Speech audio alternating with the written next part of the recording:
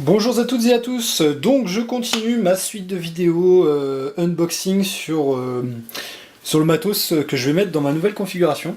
Donc aujourd'hui ça sera donc sur le water cooling all-in-one de chez Corsair, donc le H100i. Donc c'est le deuxième de sa génération. Le premier étant le H100. Donc ce qui change en fait sur celui-là c'est la pompe.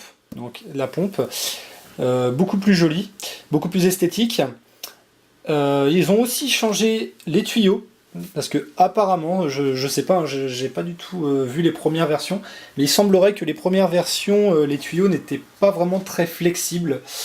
Hop, excusez-moi pour le bruit. N'étaient pas vraiment très flexibles, donc du coup, sur cette version-là, visiblement, les tuyaux sont plus maniables. Donc ce water cooling est fait pour les processeurs Intel et AMD, et d'ailleurs il me semble que voilà, donc c'est ça, donc pour tous les sockets, donc que vous soyez donc chez Intel, que vous soyez en 1155, 1156, en 1366 ou en 2011, il n'y a pas de souci, ça marche. Et sur du AMD, que vous soyez en AM2, AM3 ou en FM1, ça fonctionne aussi. Pour ma part, pour l'instant, je vais le monter sur un 1366. Oui, je sais, c'est très vieux comme socket, ce sont les tout premiers Core i7. Moi, j'ai un Core i7, donc un 920 sur une Republic of Gamer, la Rampage 2 Extreme. Donc c'est vrai que c'est une très vieille config, mais qui tourne encore très bien. Un processeur je l'ai monté à 4 GHz, qui tient très bien la route. Le mois prochain, sûrement, je passerai sur du 1150, sur un 4770K visiblement, je pense, et ainsi qu'une Formula, une Maximus 6 Formula. Mais bon, ça, on verra le mois prochain. Donc, le H100i. Donc c'est un water cooling en 240. Pourquoi 240? Tout simplement parce que le radiateur accueille deux ventilos de 120. Oui, parce que 120 et 120, ça fait 240. Pas besoin d'avoir fait maths sup ni maths spé. C'est pas très compliqué comme calcul. Donc alors, ce water cooling. Donc la boîte se présente comme ceci. Donc alors, vous avez, visiblement, voilà. Donc ça c'est un petit dépliant sur les différents accessoires que peuvent fournir Corsair. Entre la RAM, donc le système de refroidissement, les alimentations, les boîtiers. Donc ça c'est une clé USB et ça c'est un SSD. Bon ça va, c'est pas non plus... ils font pas de pub pour leur clavier, leur souris, leur casque. Ça reste assez vague on va dire. Donc ça c'est pas important. Donc le manuel. Donc à la première page du manuel vous avez le contenu de votre boîte. C'est toujours intéressant, ça permet de savoir déjà s'il ne manque pas des pièces. Bon, il y a très peu de chances qu'il en manque, mais au moins comme ça on est sûr. Donc et bien sûr, voilà, donc l'explication sur comment monter la pompe et le radiateur. Hop, donc alors, dans cette boîte, qu'est-ce qu'on a? Alors, je vais passer de l'autre côté. Donc nous avons deux ventilateurs en 120, donc visiblement ce sont les AF éditions. Donc ce sont des éditions silencieuses. Pour ma part, je n'utiliserai pas. Moi j'ai pris... Hop. Pour ma part, j'ai pris les SP120 de chez Corsair aussi. Donc c'est un dual pack. Donc vous en avez deux, hein, dual. Et j'ai pris les Quiet Edition, les éditions silencieuses. Et au lieu d'en mettre deux comme ils ont prédéfini, enfin comme ils en fournissent, moi j'en mettrai 4. Donc j'en mettrai 2 au-dessus, 2 en dessous. Pour un refroidissement maximum. Tout en étant silencieux, étant donné que les Quiet Edition ne font que 23 décibels en charge, donc ça reste vraiment... Enfin, je pense que ça reste inaudible. Sauf si, bien sûr, on a l'oreille collée dessus. Alors, qu'est-ce que nous avons ici? Donc ici, on a... Ah oui. Donc ça je l'ai pas vu, ça je l'ai vu que dans une... j'ai dû le voir dans une vidéo, vraiment quand j'ai fouiné. En fait... La plupart des gens vont mettre juste deux ventilateurs. Parce qu'en fait, vous branchez les ventilateurs directement sur la pompe. Et vous pouvez gérer la vitesse des ventilateurs à partir du Corsair Link. Donc c'est un software que vous devez installer sur votre PC qui vous permet de contrôler votre pompe directement. C'est-à-dire que la pompe étant rétroéclairée, vous pouvez aussi choisir la couleur, la vitesse des ventilateurs, et ça vous donne la température en temps réel. Donc vous pouvez en brancher deux, mais vous en avez un deuxième pour en brancher 4, parce qu'ils ont quand même prévu le truc, pour qu'on puisse poser 4 ventilateurs sur notre waterblock. Donc on a ça. Là, c'est l'USB. Enfin, oui, c'est ça, oui, l'USB pour le connecter à la carte mère. Donc c'est ce qui fait la connectique entre les deux. Alors, qu'est-ce qu'on a là? Donc là, on a les fixations. Alors, donc la fixation, la plaque pour l'arrière de la carte mère. Donc ici, la fixation Intel. Et là, la fixation AMD. Bon, pour ma part, moi, du coup, ça sera que le AMD qui m'intéresse. Donc là, vous avez tout le jeu de vis. Tout le jeu de vis. Donc les petites, les grandes, les fixations Intel, les fixations AMD. Et ah oui, petit aparté, si vous voulez rajouter 2 ventilos de plus, pensez à vous fournir des vis d'extension.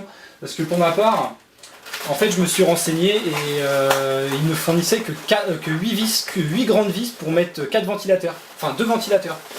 Du coup j'ai été obligé d'acheter sur le site de Corsair. Alors, hop. J'ai acheté sur le site de Corsair un petit pack de 8 hautes grandes vis, et on y fournissait avec 8 petites vis pour pouvoir fixer du coup les 4 ventilateurs. Pensez à le faire parce que si vous achetez ce water cooling et que sur le coup vous n'avez pas pensé et que vous voulez mettre 4 ventilateurs mais que vous n'avez pas pensé à racheter des vis, pensez-y, allez sur le site de Corsair. Ça va vous coûter, c'est 5 $, il me semble, les vis. Bon, moi, pour les faire livrer, j'en ai eu pour 23 $ par UPS. Commandé le samedi, donc le week-end passé, c'est arrivé le mardi. Vraiment très rapide. Au total, 23 $, donc ça fait environ 17,60 € parce que j'en ai eu pour 23 $ et des bananes. C'est sûr, ça fait cher pour un water cooler, ça fait cher pour des vis. Mais bon, après, chacun voit midi à sa porte, comme on dit. Donc alors, le water cooling. Alors, sortir, je vais virer la boîte. Hop. Hop là. Alors, donc, je vais essayer de faire attention avec le water block. Hop, voilà. Donc, le joli radiateur et notre joli water block. Enfin, du coup, la pompe et water block. Donc, alors j'ai vu, il me semble que la pompe, la fixation est aimantée sur la pompe. Alors, attends, je vais me mettre de l'autre côté. Voilà. Hop, et effectivement, alors attendez, si j'enlève le câble, c'est mieux. Non, j'ai plus les mettre dans le bon sens. Voilà, c'est ça. Donc, c'est le truc. Donc la fixation est aimantée. Au moins, on est sûr de ne pas le mettre à côté. Donc ici, on a les fameuses connectiques pour nos ventilateurs. Donc ils ont vraiment bien fait ça, Corsair. Ils ont mis ça au-dessus de façon à ce que ça ne passe pas en plein milieu de la pompe et que vous puissiez faire un cable management vraiment propre. Ils ont vraiment fait ça bien. Ici la connectique USB. Alors après, à savoir si on a assez long pour passer derrière le tableau de la carte mère, je ne sais pas. Je verrai bien. De toute façon, je vous ferai voir ça quand tout sera monté. Le radiateur, quant à lui, n'a pas l'air d'avoir de défaut. Non. Un petit peu, les ailettes sont un petit peu tordues, mais bon, ça après c'est comme sur les radiateurs de voiture, hein, même s'ils sont neufs. De toute façon, c'est tellement fin que... Donc voilà. Alors, qu'est-ce... Ah, l'alimentation. Donc ici, vous avez donc une alimentation en SATA, donc ça c'est pour la pompe. Et la broche que vous branchez en fait sur le... Donc ça c'est la broche ventilo que vous branchez sur votre carte mère au niveau de la prise CPU. Ça vous permet d'avoir donc du coup les températures sur la carte mère. Ce qui est vraiment bien pratique étant donné que vos ventilateurs, eux, sont branchés directement sur la pompe. Voilà. Donc, sinon, j'ai rien à ajouter. Si vous avez des questions, il n'y a pas de souci. Moi, je suis là pour y répondre. Bah si, tant qu'on y est, on va ouvrir les SP120. Hop, ça, je mets ça de côté. De toute façon, j'aurai la pâte thermique à enlever de cette pompe parce que je vais pas mettre ça. Donc alors, le SP120. Donc, du coup, se présente comme ceci. Hop. Le deuxième est derrière. Alors, où est mon couteau? Couteau, où es-tu? Là. Donc les SP120, en fait, vous avez deux éditions. Vous avez la Quiet Edition, donc, qui est celle-ci. Hop, qui fait très peu de, qui est très silencieuse, hein, d'où son nom Quiet, ce qui est tout à fait logique. Et vous avez la High Performance Edition, où là les ventilateurs pour le coup tourneront beaucoup plus vite, bien sûr feront aussi beaucoup plus de bruit, enfin beaucoup plus. Après je pense pas que ça soit non plus énormément plus. Donc voilà, donc ils sont vraiment très jolis.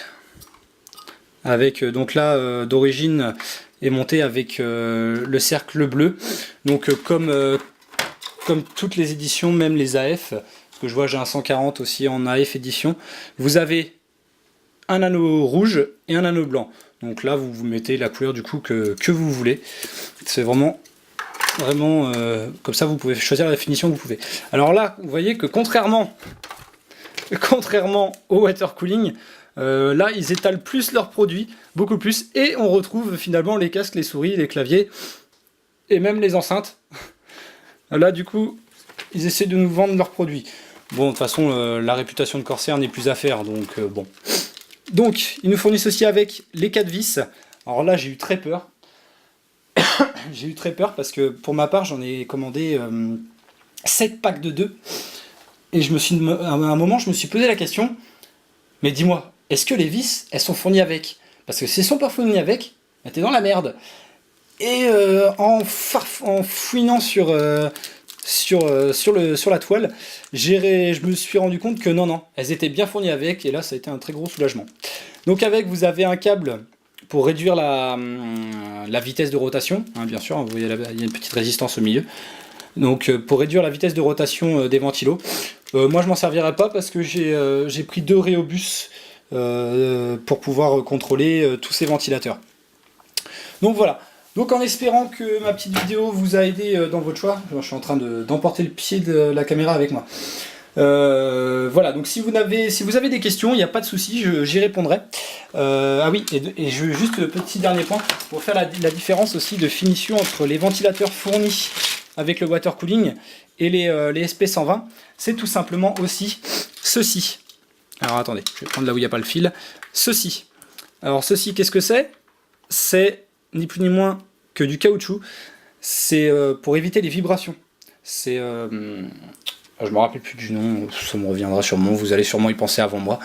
C'est pas grave, hein, hop, donc qui bien sûr montre quand même que les ventilateurs qu'on achète à part sont quand même mieux finis. D'ailleurs en termes de poids, le SP est un peu plus lourd, hein.